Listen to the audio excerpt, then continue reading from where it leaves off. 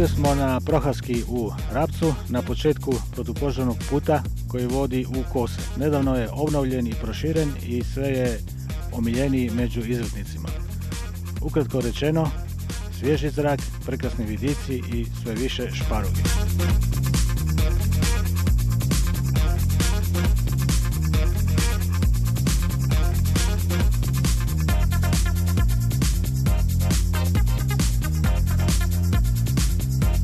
Amaterski, čisto preko dana malo da budemo u pokretu, održavati kondiciju, mozak na pašu i tako, ali inače ako je lijepo vrijeme i tako, gledamo svaki dan ovako da prođemo malo, neki put se nakupi i do 10 km.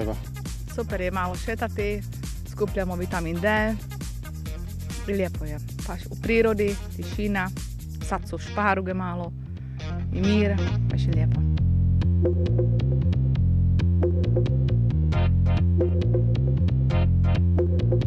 Znači vi ste šao pobira šparogi prvi put u leto ili? Već 10. put. 10. put je sigurno. Prvi početka je bilo malo po peščeco i tako, a sada je malo bolje. I treba znati poziciju za tu? Obavezno, ko ne možeš hico pobirati. O pinah jema, to ljudi redo, kada je laglje pa onda, a sparoga na kršine ni na ceste. Treba je ovo gusto. Fali malo vlage? I prilično.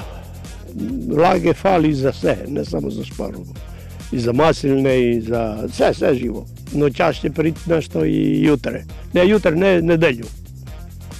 Će prit kišen sjeverni Jadran, Istra će dobi svoje u nedelju.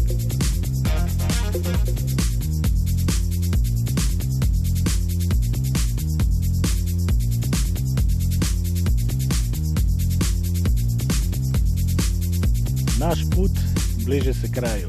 Još nekih 300 metara i stigli smo u Kose.